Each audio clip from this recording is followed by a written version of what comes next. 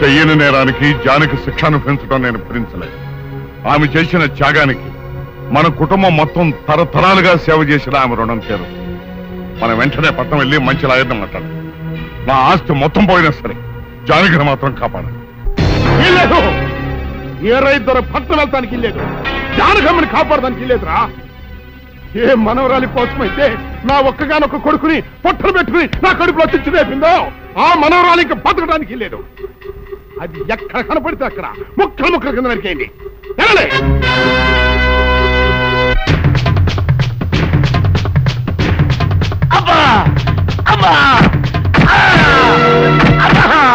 అభం శుభం తెలియ నా చెల్లిని పెళ్లి చేసుకుంటాను నమ్మించి మోసం చేస్తావా? నువ్వు వేరే పెళ్లి చేసుకుంటావు తెలిసి కూడా నీకు ఏ అపకారం తలపెట్టకుండా తను ఆత్మహత్య చేసుకోబోయిందిరా నా చెల్లెలు. అలాంటి మంచి పిల్లకి ద్రోహం చేయడానికి మనసులా వచ్చిందిరా.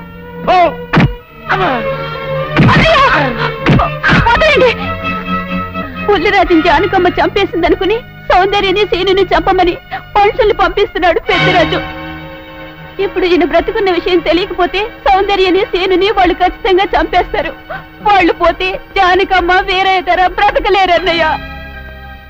పుల్లిరాజు నన్ను పెళ్లి చేసుకోపోయినా పర్వాలేదు, నా జీవితం నాశనం అయిపోయినా పర్వాలేదు. ఇంతమంది చావులి కాడు నేను కాకూడదన్నయ్యా. పుల్లిరాజు బ్రతికే ఉన్నాడన్న విషయం పెద్దరాజుకి చెప్పండి అన్నయ్యా, చెప్పండి.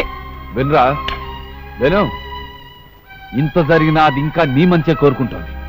ఇప్పటికైనా కళ్ళు తెరు.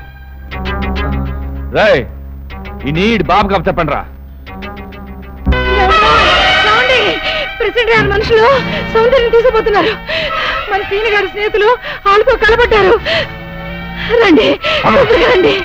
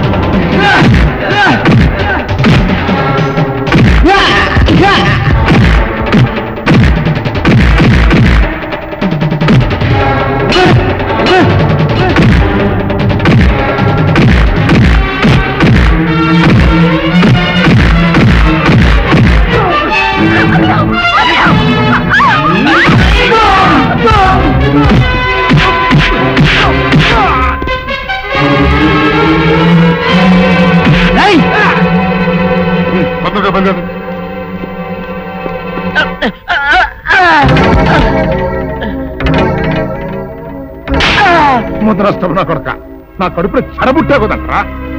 ఇంతకన్నా నువ్వు చచ్చినా బాగుండేది. నువ్వు నిజంగా చచ్చావు అనుకుని ఆ పిల్లలు కూడా చంపే మరి మనుషులు పంపించారు కదంటరా. అమ్మా గౌరీ, మా ఊరు చేసిన ఏదో పనికి నేను క్షమాపణ కోరుకుంటానమ్మా. పెద్దవారు అంత మాట అనకండి. ఏంట్రా సిగ్గు లేకుండా ఇంకా నిలబడదొస్తావు? లగెత్తుకుని పోలీస్ స్టేషన్కి వెళ్ళి నేను ఇంకా బతికుండే తెచ్చాను అని చెప్పి జానకమ్మని నిడిపించుకురా.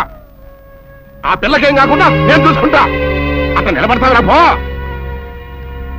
కానీ వీరికన్నా 8 ఏళ్ల ముందే శివకర్ బాపూజీ తల్పాడే అనే ఆయన ముంబై సముద్ర తీరాన ప్రపంచంలో మొదటి విమానాన్ని నడిపినట్లుగా రికార్డులు కూడా ఉన్నాయి.